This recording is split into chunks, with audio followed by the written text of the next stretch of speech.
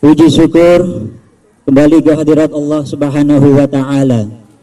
Dialah Allah Subhanahu wa Ta'ala, Tuhan seru sekalian alam. Dialah Allah Subhanahu wa Ta'ala yang maha besar dari sesuatu yang besar. Yang besar selain Allah kecil. Dialah Allah Subhanahu wa Ta'ala yang maha kaya dari sesuatu yang kaya. Yang kaya selain Allah miskin. Dialah Allah Subhanahu wa Ta'ala raja di atas para raja. Yang raja selain Allah budak. Dialah Allah Subhanahu wa Ta'ala yang maha perkasa, yang maha kuat. Yang perkasa selain Allah, yang kuat selain Allah lemah. Dialah Allah Subhanahu wa Ta'ala yang maha hidup dari sesuatu yang hidup. Yang hidup selain Allah pasti akan mati. Yang ada selain Allah pasti akan tiada. Yang wujud selain Allah pasti akan binasa. Sedangkan adanya Allah, hidupnya Allah, wujudnya Allah kekal abadi selama-lamanya, takkan pernah musnah, takkan pernah binasa. Dialah Allah Subhanahu wa Ta'ala yang mana di pagi hari ini, di tempat yang penuh dengan barokah ini, Allah Subhanahu wa Ta'ala pandang kita semua yang duduk di tempat ini. Allah Subhanahu wa Ta'ala pandang dengan pandangan rahmat, Allah pandang dengan pandangan kasih sayang, Allah pandang dengan pandangan maghfirah, Allah pandang dengan pandangan pengampunan. Kenapa? Karena kita mendapatkan kemuliaan, kebahagiaan dari baginda Rasulullah sallallahu alaihi wasallam. Dalam kitab Nasya'ihul Ibad, Al-Imam Ibnu Hajar Al-Asqalani beliau menjelaskan, aku iri terhadap umatnya Muhammad. Itu kata Nabiullah Adam alaihi salam. Aku iri terhadap umatnya Muhammad. Kenapa? Karena umatnya Muhammad mendapatkan 4 kemuliaan yang tidak aku dapati kecuali untuk umatnya Muhammad. Kata Nabiullah Adam alaihi salam. Apa 4 macam kemuliaan itu? Yang pertama kata Nabiullah Adam, ketika aku berada di surga, aku berbuat salah, aku berbuat dosa, kemudian Allah keluarkan aku dari surga. Dalam riwayat dikatakan Allah turunkan Nabi Adam dari surga ke dunia. Itu Nabi Adam bertobat kepada Allah karena kesalahannya. Taubatnya baru diterima ketika berada di kota Mekah. Perlu kita ketahui bahwa Nabi Adam ketika berbuat dosa, ketika berbuat salah, Nabi Adam Allah turunkan di India, Siti Hawa Allah turunkan di Jeddah, Iblis Allah turunkan di Basrah. Nabi Adam alaihi salam ketika mohon ampun kepada Allah, sampai dalam riwayat 450 kali berbuat taubat, taubatnya belum diterima oleh Allah Subhanahu wa Ta'ala. 450 tahun taubatnya belum diterima oleh Allah Subhanahu wa Ta'ala. Jadi umat-umat terdahulu itu usianya panjang. Ada yang 300, ada yang 500, ada yang 900, bahkan ada yang 1000 lebih. Itu untuk umat terdahulu. Sedangkan kita sebagai umat Muhammad, Nabi Muhammad usianya tidak lebih dari 70 tahun.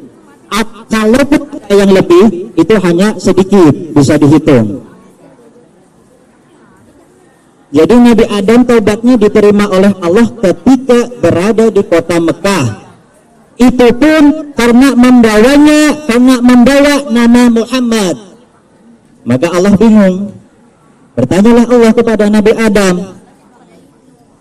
Allahu ya Adam, wa kaifa arafta ma khalaqtuk? Wahai Adam, dari mana engkau ketahui kalimat nama Muhammad sedangkan aku sendiri, kata Allah, belum menciptakannya? Maka dijawab oleh Nabi Adam, wahai Allah, ketika engkau hendak menciptakan aku, ketika engkau hendak meniupkan rohmu kepadaku, aku melihat ke atas, maka aku lihat di tiang-tiang aras terdapat namamu bersampingan dengan nama Muhammad. Maka dari sini aku paham bahwa tidak mungkin nama engkau bersampingan dengan makhluk kecuali makhluk itu adalah makhluk yang paling engkau cintai. Oleh karenanya aku membawa nama Muhammad dalam pertaubatanku dengan harapan taubatku engkau terima ya Allah. Maka diterimalah taubat Nabi Adam.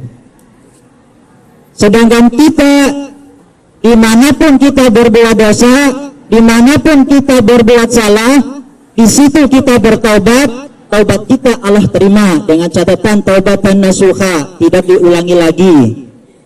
Tidak harus ke Mekah seperti Nabi Adam alaihi salam dari India ke Mekah. 450 tahun taubat beliau baru diterima. Itu yang pertama. Yang kedua kata Nabi Adam alaihi salam, aku iri terhadap umatnya Muhammad karena ketika aku berbuat dosa, aku berbuat salah, Allah turunkan aku dari surga ke dunia dalam keadaan aku berpisah dengan istriku yaitu Siti Hawa.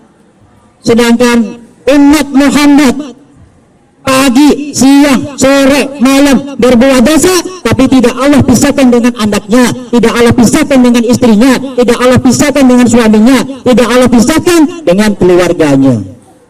Itulah mengapa aku iri terhadap umatnya Muhammad. Yang ketiga kata Nabi Adam alaihi salam, aku iri terhadap umatnya Muhammad. Kenapa? Karena aku ketika berbuat dosa di dalam surga, Allah turunkan aku ke dunia, saya berbuat dosa di dalam surga dalam kondisi saya menutup aurat. Kemudian Allah murka, Allah keluarkan aku dari surga dalam kondisi aku telanjang bulat. Baik Nabi Adam ataupun Siti Hawa dikeluarkan dari surga dalam keadaan telanjang. Sedangkan bagi umat Muhammad, dimanapun dia berbuat dosa, dalam keadaan mereka berbuat aurat, terbuka auratnya, tapi Allah masih mencintai umat Muhammad. Kenapa? Karena mereka masih diberikan pakaian. Sedangkan aku kata Nabi Adam berbuat salah hanya satu kali, Allah turunkan aku dari surga dalam kondisi aku telanjang. Itu yang ketiga. Yang keempat kata Nabi Adam alaihi salam, aku merasa cemburu, aku merasa iri. Kenapa? Karena ketika aku berbuat salah, aku berbuat dosa di dalam surga, Allah turunkan aku dari surga. Turunkan Nabi Adam alaihissalam dari surga ke dunia. Sedangkan umat Muhammad ratusan kali, ribuan kali, jutaan kali berbuat salah, berbuat dosa, tapi Allah masih memberi ampunan. Dia bertobat, taubatannya suka, tidak mengulangi lagi, wafat dalam keadaan husnul khatimah, Allah masukkan ke dalam surga. Tapi Nabi Adam dari surga Allah turunkan ke dunia, sedangkan umat Muhammad dari dunia Allah masukkan ke surga. Itu yang menyebabkan saya iri terhadap umatnya Rasulullah Shallallahu Alaihi Wasallam. Jadi ada 4 penyebab irinya Nabi Adam alaihissalam kepada umat Rasulullah Shallallahu Alaihi Wasallam. Maka dari sini dapat kita tarik kesimpulan bahwa jangan kemudian kita menjustifikasi, oh gara-gara Nabi Adam ini saya susah payah di dunia. Andaikan Nabi Adam tidak melakukan kesalahan, tidak melakukan dosa, tidak memakan buah khuldi, tentu kita sebagai anak cucunya berada di dalam surga. Gara-gara Nabi Adam kita turun ke bumi, kita hidup di dunia dalam bersusah payah. Jangan kemudian kita menjustifikasi seperti itu. Kenapa? Karena ini sudah merupakan ketetapan Allah, ketentuan Allah. Allah firmankan dalam ayatnya, wa qala rabbuka lil malaikati inni ja'ilun fil ardi khalifah qalu ataj'alu fiha ma yafsidu fiha wa yasfiku dima wa nahnu nusabbihu bihamdika wa nuqaddisu lak qala inni a'lamu ma la ta'lamun. Itu kata Allah. Wa id qala rabbuka lil malaika, ingatlah ketika Allah berfirman kepada para malaikat, wa id qala rabbuka lil malaikati inni ja'ilun fil ard, aku hendak jadikan manusia sebagai pemimpin khalifah di muka bumi, kata Allah. Kemudian apa kata para malaikat?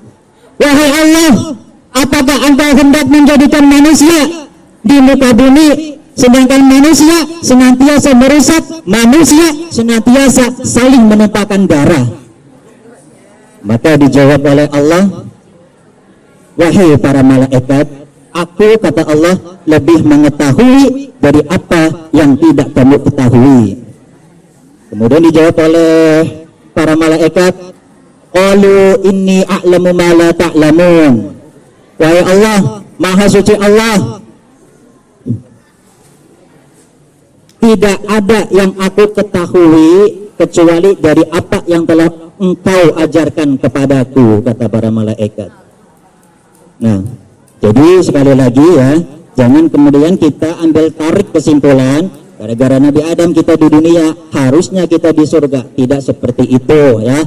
Karena sifat dasar manusia itu awalnya tinggal di surga ya. Bagi kalian manusia yang normal pasti ada kecenderungan ingin kembali ke tempat asalnya, yaitu surga ya. Kalau yang kurang normal mungkin dia senantiasa berbuat dosa, tapi kalau yang normal dia berbuat baik sebagaimana Nabi Adam setelah melakukan kesalahan dia ingin kembali ke dalam surga. Itu manusia normal. Kenapa? Karena surga adalah tempat pertama kali yang dihuni oleh manusia pertama, yaitu Nabiullah Adam alaihissalam. Mungkin sampai di sini dulu, mudah-mudahan walaupun sedikit bisa bermanfaat buat kita semua. Billahi taufiq wal hidayah. Assalamualaikum warahmatullahi wabarakatuh.